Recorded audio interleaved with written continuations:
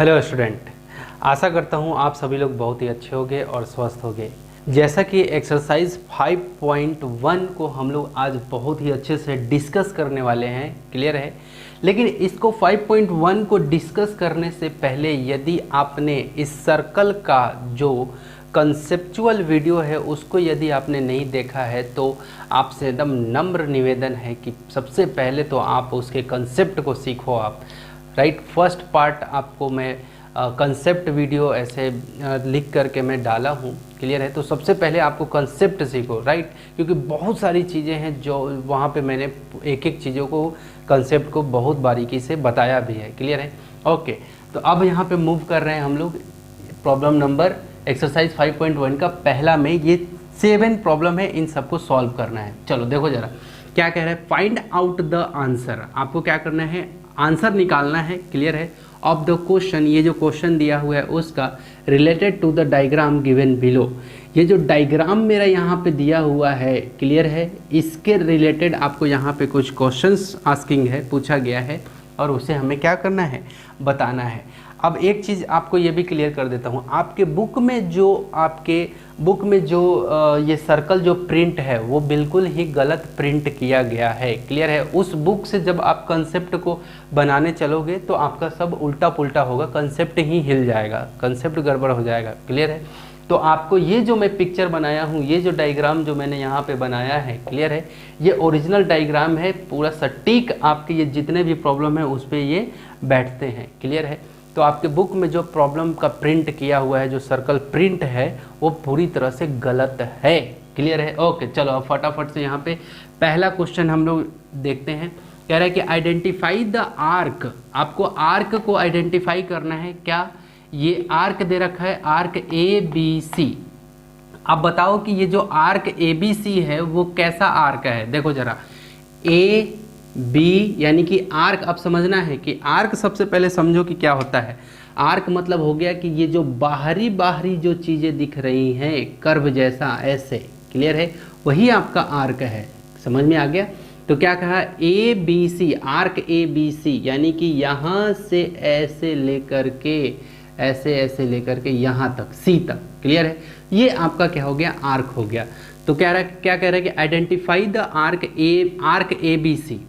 तो arc A B सी कैसा arc आपको दिख रहा है। अब देखो समझना है जरा क्या, कि ये देखो आप ध्यान से जब देखोगे तो आपको यहाँ पे ये जो आर्क दिख रहा है ये कैसा दिख रहा है, आपको मेजर आर्क दिख रहा है, यानी कि काफ़ी डिस्टेंस, इस आर्क का डिस्टेंस काफ़ी ज़्यादा है, काफ़ी दूर में है ये। समझ में आ रहा है, ठीक है। तो ये इसको क्या बोलेंगे, तो जो ज़्यादा रहता है, जो आर्क ज़्यादा रहता है उसको हम लोग क्या कहते हैं, मेजर आर्क बोलते हैं। क्या नाम देते हैं हम लोग, मेजर आर्क। समझ में आ गया, क्लियर है। तो ये मैंने नाम दे दिया मेजर आर्क। ओके, अब कह रहा है कि identify the arc B C D. Arc B C D समझते चलना है। ये रहा बी, मैंने ग्रीन मार्कर ले लिया है, ग्रीन मार्कर से भी बताता हूँ। बी सी डी, चलो डी से मैंने ये कुछ ऐसे यूँ उठा लिया, क्लियर है, ऐसे लेके जा रहा हूँ, क्लियर है, देखते चलना। ये रहा बी सी डी, ये वाला आर्क। तो अब ध्यान से देखो, अब आप ध्यान से देखो जरा, ये जो आर्क है ये कहीं ना कहीं ये डी ए बी वाले आर्क से ये कहीं ना कहीं कैसा आर्क है, छोटा आर्क है।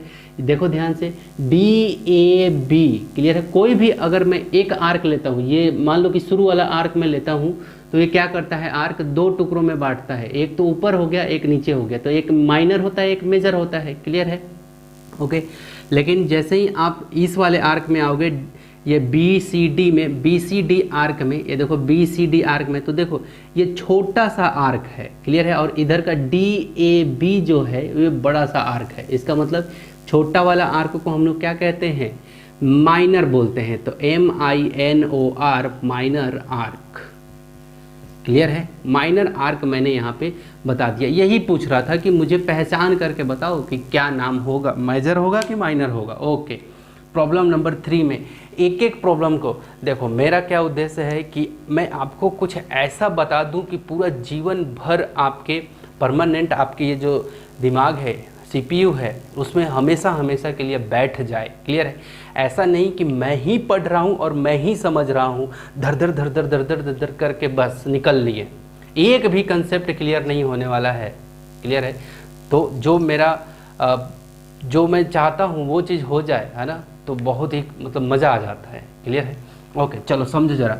नेम द माइनर एंगल, अब समझना है। तो देखो माइनर एंगल की बातें हुई हैं, इसका मतलब है, इसका मतलब समझना है माइनर एंगल।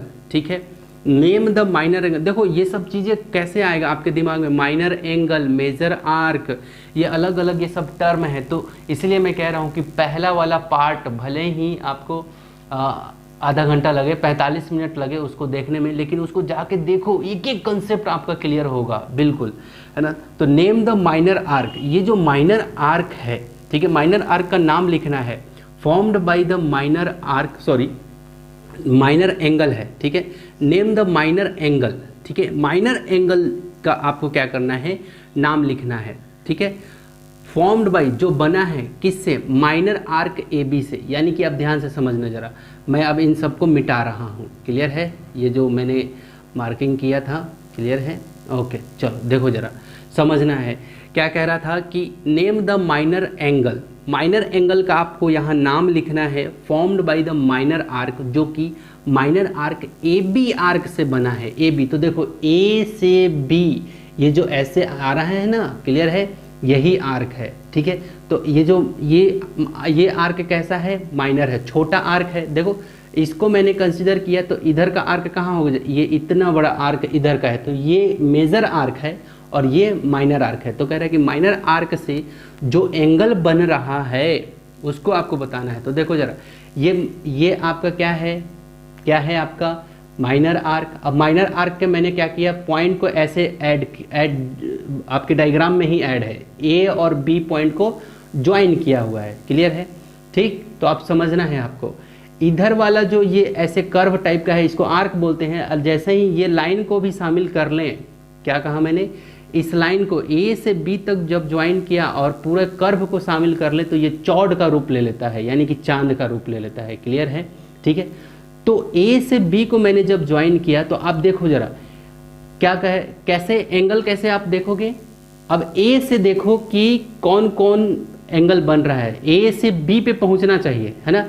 ए से देखो एक तो ये निकल रहा है, ए से ये डी पे गया और डी से फिर बी पे पहुंचा, तो एक एंगल तो यहाँ बन रहा है, समझते चलना जरा। क्लियर है?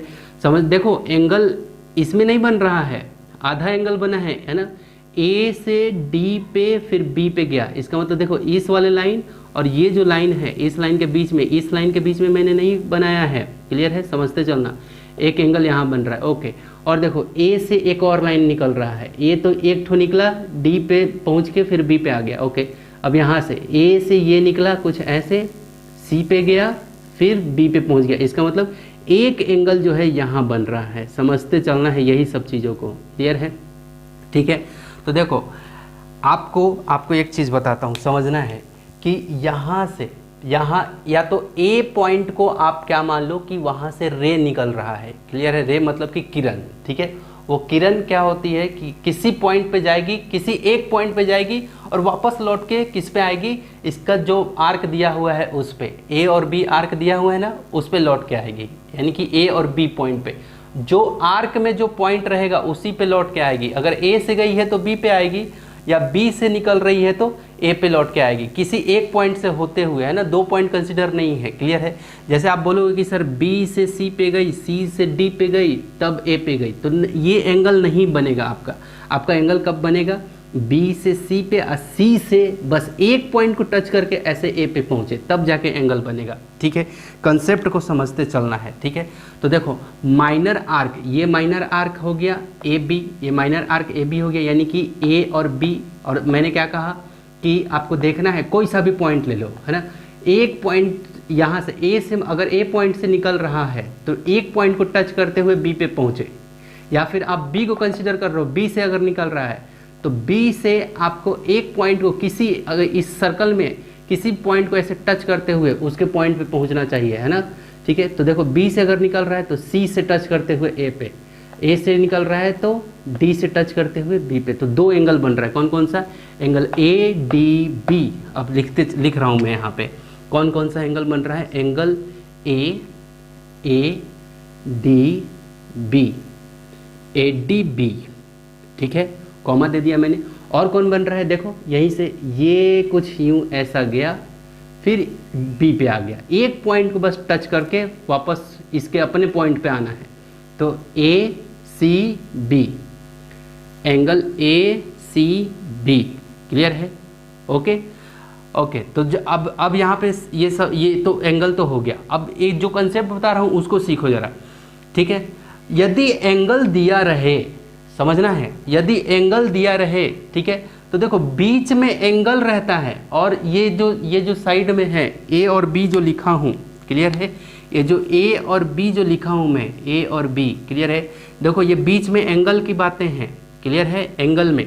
और ये जो बी साइड में लिखा है ए और इधर में बी, इधर में ए इधर में बी, और ये क्या हो जाता है आपका उस आर्क का पॉइंट हो जाता है। जैसे ये आर्क है तो इस आर्क का ए और बी क्या हो गया? पॉइंट हो गया।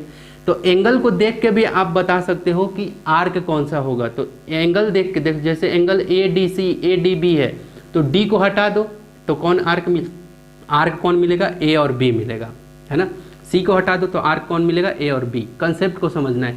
आंसर तो मेरा हो चुका है, लेकिन मैं और कंसेप्ट आपको बताता हूँ कि एंगल को देख करके कैसे आप जान जाओगे, एंगल को देख करके कैसे जानोगे कि ये कौन से आर्क से बना है। आगे प्रॉब्लम आएगा ऐसा वाला, ठीक है। चलो यहाँ पे देखो problem number 4, on which arc is angle A C B formed. कह रहा है कि कौन से आर्क से, ऑन विच आर्क, कौन से आर्क से एंगल ए सी बी बना है। देखो ए सी बी, ए सी बी, देखो जरा कौन से आर्क से बना जी? तो यही वाला आर्क से बना है ना, ए बी वाला।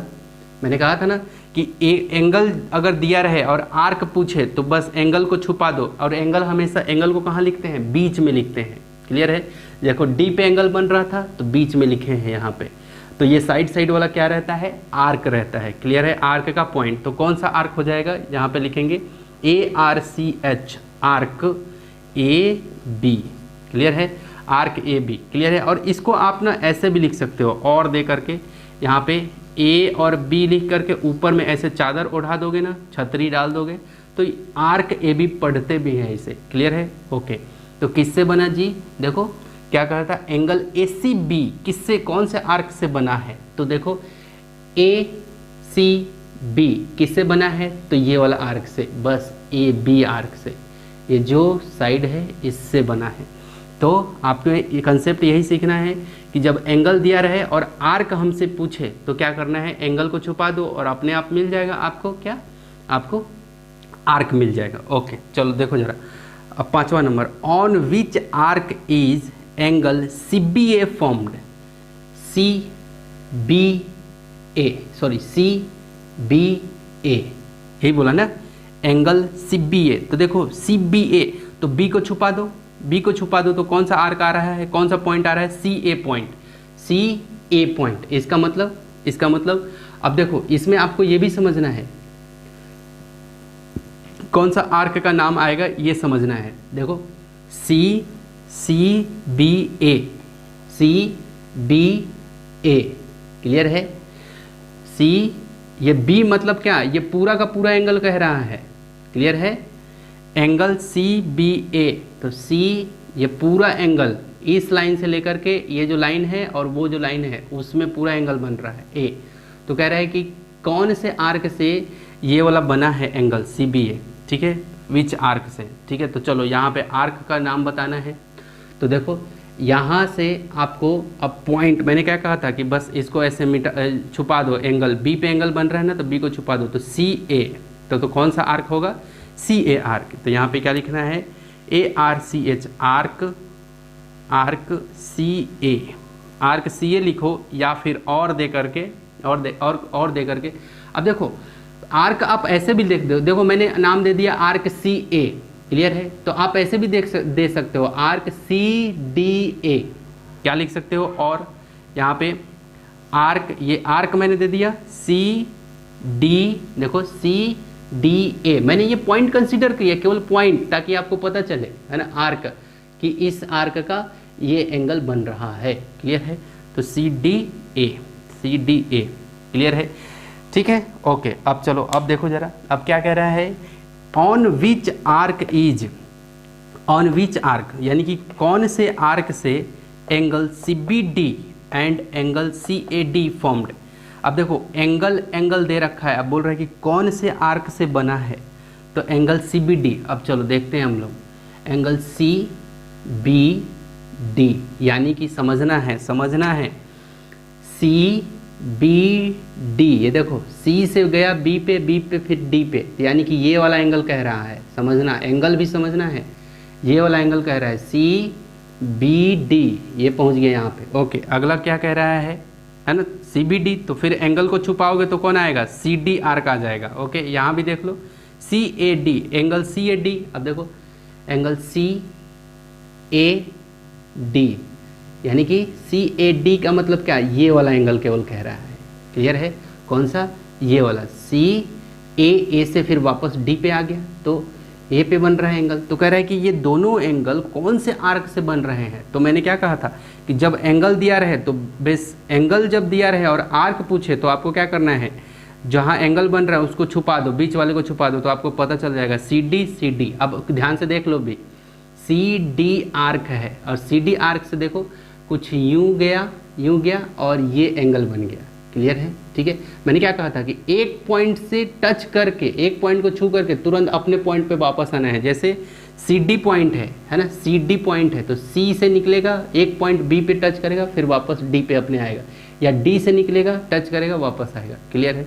तो ये कौन से आर्क से बना आपका, CD। कौन से आर्क से, CD आर्क। तो यहाँ पे लिखूंगा मैं ARCH, आर्क CD, या फिर दूसरे भाषा में कैसे लिख सकते हो, ऐसे आर्क दे के CD लिख सकते हो, या तो ये लिख लो या तो ये लिख लो। ओके, हो गया? ओके, चलो यहाँ पे right the names of the angle. क्या कह रहा है कि right the names of the angle formed on point D by the arc. कह रहा है कि नेम ऑफ द एंगल, आप एंगल का नाम लिखो, formed on the point D पे, इस D पे जितना भी एंगल बन रहा है, सब एंगल का नाम केवल लिखना है। ये नहीं पूछ रहा कि आर्क का नाम लिखो, ठीक है, बाय द आर्क, है ना, जो भी आर्क से बन रहा है। क्लियर है? जो आर्क से बन रहा है वो सब नाम यहाँ पे आपको लिखना है, बस एंगल का नाम लिखना है। ठीक है, क्लियर? अब चलो, कौन कौन एंगल बन रहा है, देखो ये D पॉइंट पे कौन कौन एंगल बन रहा है, समझते चलना। देखो जरा, एक तो यहाँ C से, चलो C से, C एंगल का नाम लिखना है। देखो, right the name of angle, angle का बताना है यहाँ पे, आर्क नहीं बताना है आपको। ठीक है, ओके।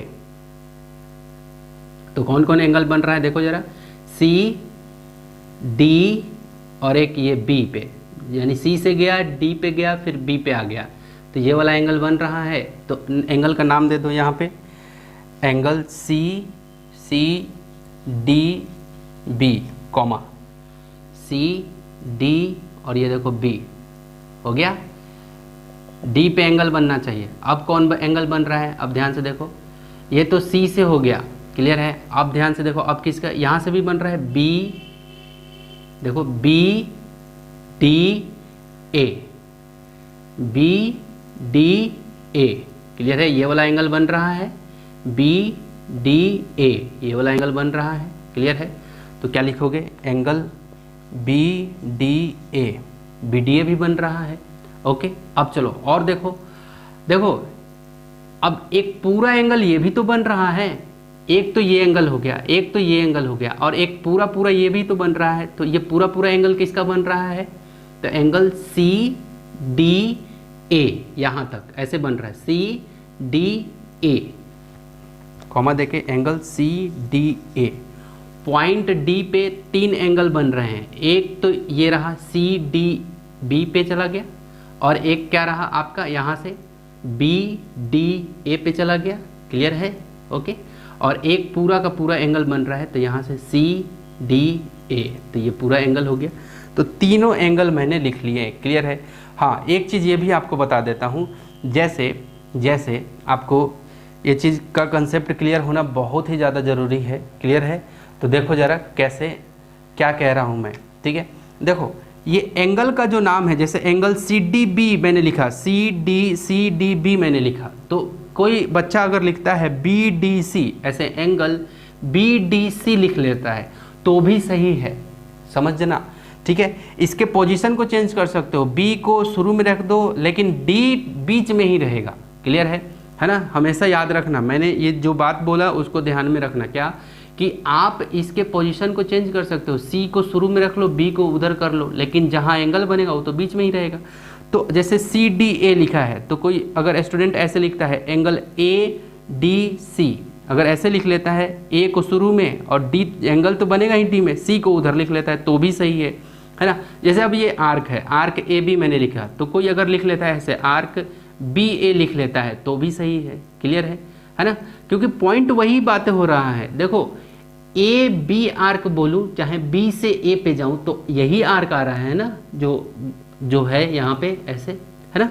तो आपको इसमें उसमें ज़्यादा प्रॉब्लम टेंशन लेने की ज़रूरत नहीं है ना।